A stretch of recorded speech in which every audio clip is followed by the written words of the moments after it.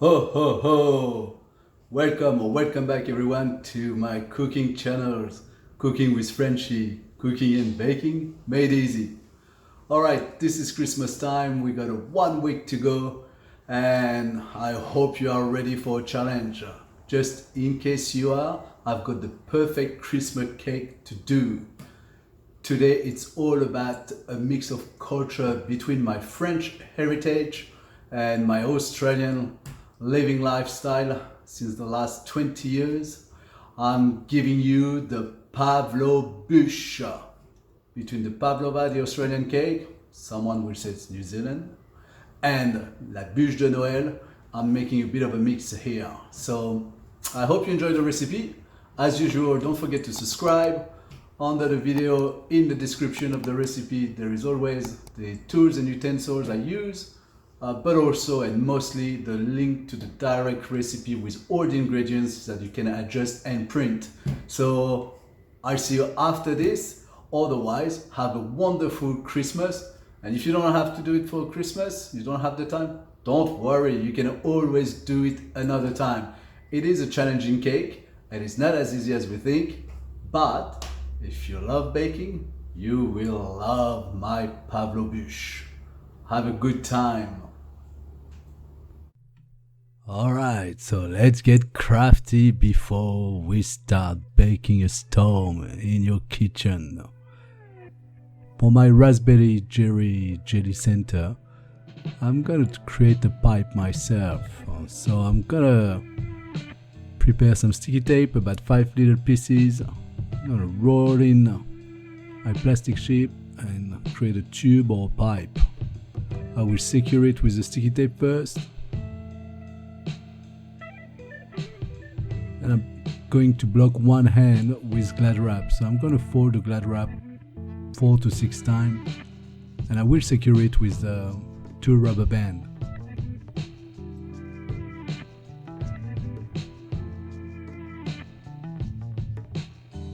So all this, you should do it quite in advance if you can, maybe overnight. Do it the night before to finish the cake the day after. That's what I did. I prepare my raspberry jelly with I use gelatin sheet.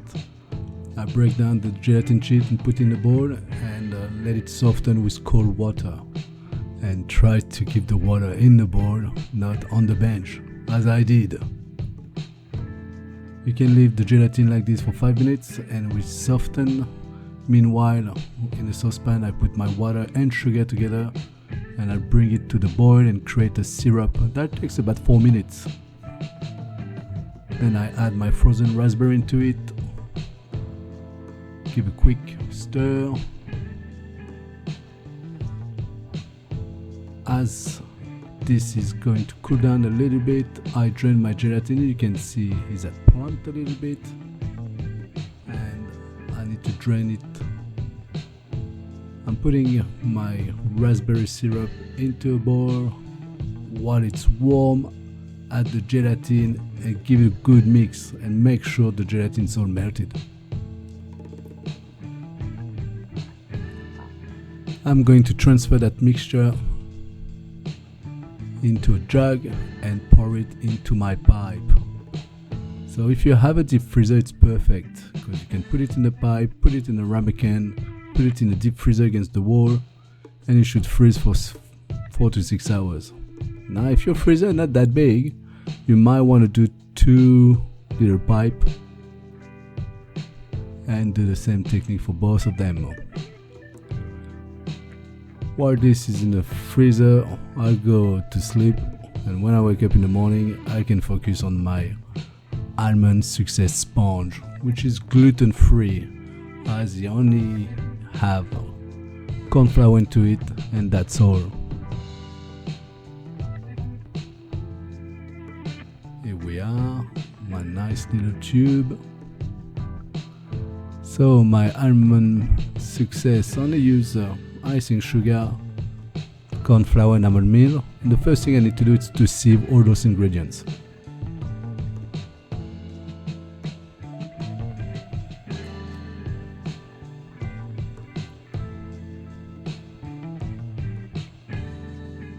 Then with the egg white and some sugar, I will create a French meringue. So I'm using a bowl mixer, it's easier. I whip the egg white to very high speed, and when I start to see the whisk traces in the egg white, I can add 1/3 of the sugar. Then I wait 30 seconds, and I add the second third. And I wait another 30 seconds, and I add the last third. Wait 30 seconds, and your meringue is ready.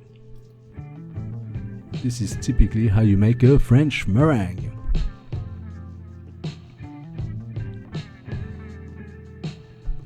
And voila! I can now mix or fold, I should say, my dry ingredients into the meringue.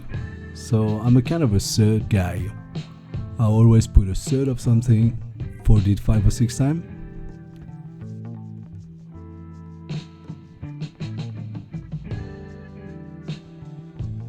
The last third.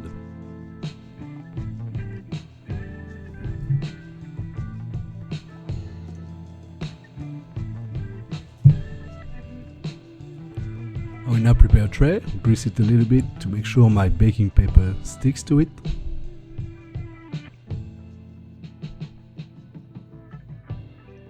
I'll transfer my mixture onto the tray, and using an offset spatula, I will spread everything. So I kind of work with corners first. So one corner, second corner, turn my tray, press against the corner, gets to the other corner, turn my tray, and do the same for every corners.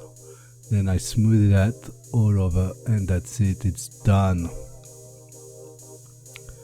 I have preheated my oven at 200 degrees. It's going to bake for 8 minutes. Once it's done, you know it's bouncing to the touch and that doesn't stick to your fingers. Using a small knife, I'll make sure that doesn't stick, as I'm gonna put my sponge upside down on this piece of paper and a bit of sugar.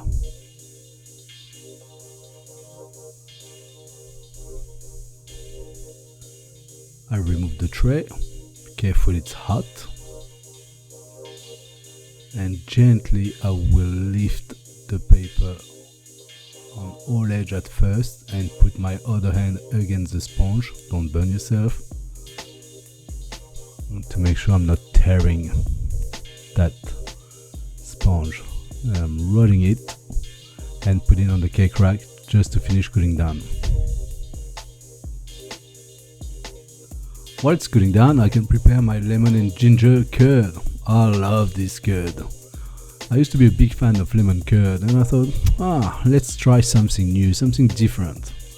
As I love ginger and it's a little bit bitey with the lemon and the tart, the raspberry is gonna cut through the entire sugar of the dessert.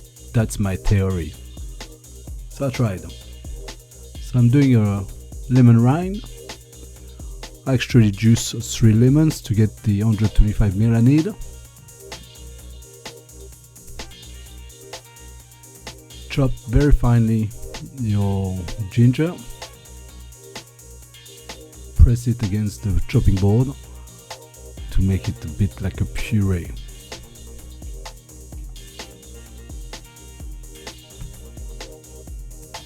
In a saucepan, put your lemon juice, sugar, lemon rind, ginger, your egg yolks from the egg whites you used before for the almond success.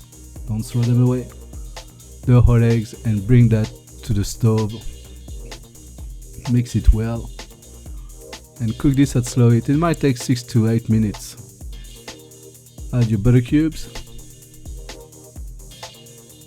Whisking all the time, not too hard, just keep whisking.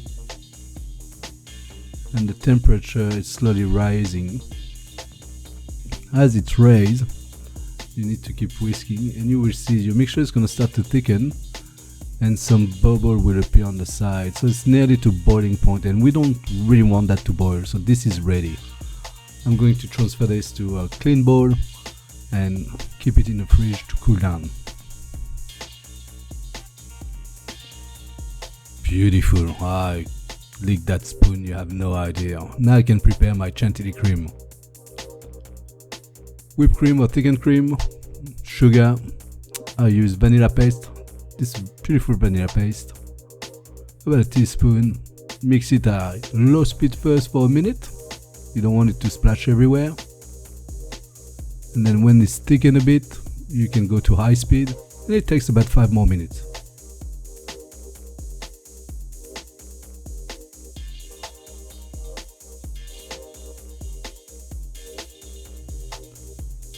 Always keep an eye when you whip your cream,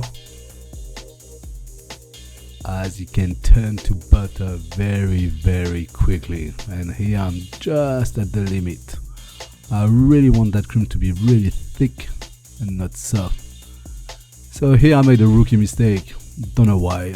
Totally forgot to put some paper under the sponge, and I know as soon as I put the curd, it's too late. So I thought, alright, let's be tricky and work more like a chef than a pastry chef. I spread the curd, about 2 or 3 ml of curd, and a good centimeters of Chantilly cream. I'm going to spread that with my spatula, go to heavy crevices.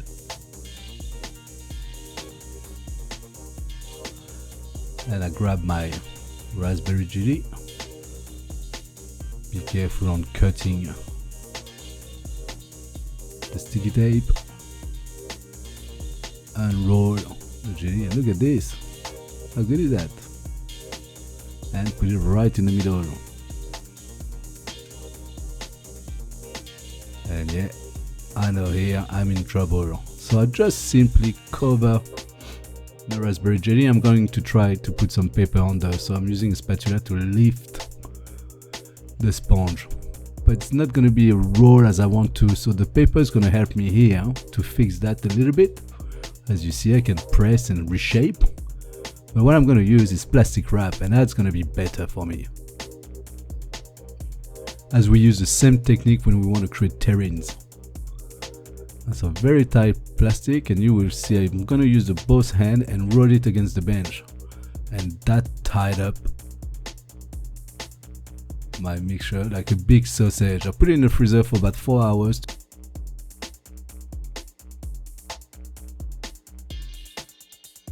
I'm removing the paper, removing the plastic, and I'm going to trim the edge.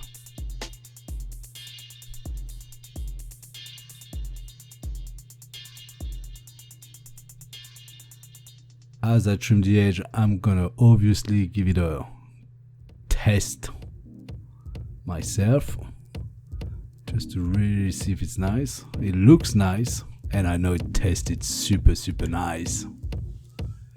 So from here, I transfer to a clean board, and I'm gonna have to do my Italian meringue.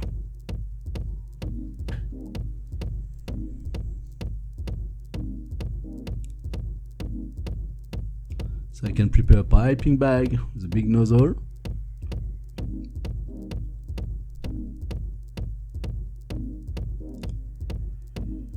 An Italian meringue, it's a bit different than the French. We use cooked syrup here. So water and sugar together. Bring it to a boil. With a clean brush and water, clean the edge of the pan. Just like so. You would avoid your sugar to crystallize. Put your thermometer into it. When the thermometer reaches 110 degrees Celsius, you should start to whisk your egg white. So at 100 degrees, I'm putting my egg white in the bowl.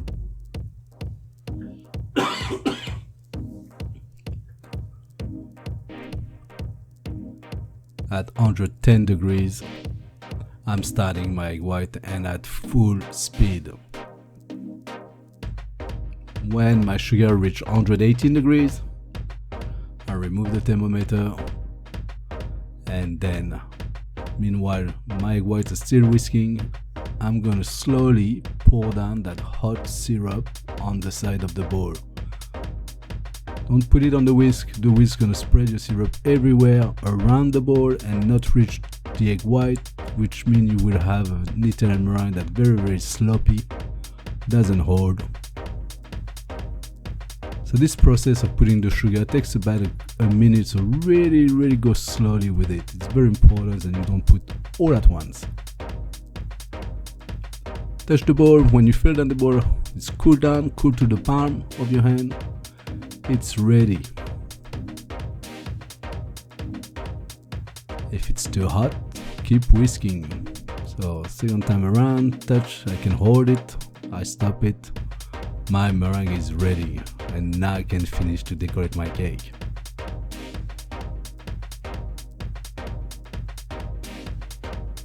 So firstly I spread a little bit of meringue on the cake. That's called masking. It's more to be able of my pipe meringue to hold to the cake way better.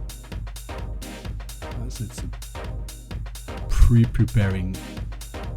So at the bottom I just pipe straight lines, turn the cake around, to the top, back to the bottom, and go in between.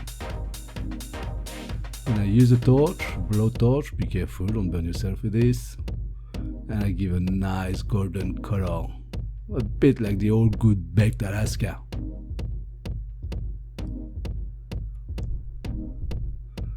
A little bit of flame, it's exciting to watch, it's exciting to make, the smell is amazing. It gives a bit of a crisp to the meringue on top. Here just a few leaves from the garden, make sure you clean them, nice fresh berries. I put a few Frenchy just for the presentation and the color, and I'm gonna finish with a little bit of icing sugar, a bit of like a snow style.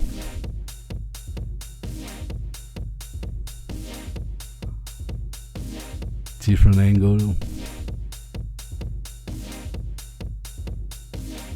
Don't tell me this is not inviting.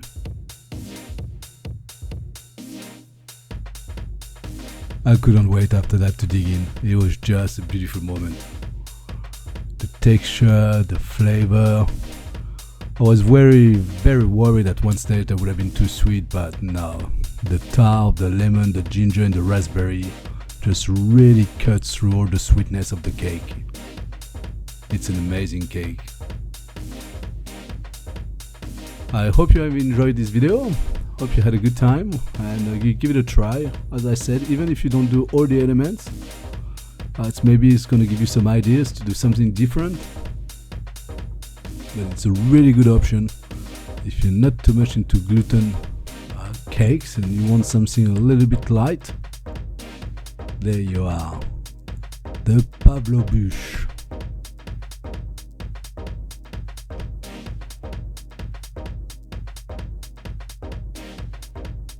Bon Appetit, Merry Christmas, Joyeux Noel and Feliz Navidad. Bye bye everyone. Bye ho ho ho, and wish you again a Merry Christmas and wonderful season and the end of the year. I hope you enjoyed that recipe. You give it a try. If you don't, just maybe some elements of the recipe. It's gluten free, it's wonderful, it's tasty, it's fresh, it's zingy. It's a lot of flavor, so please do try.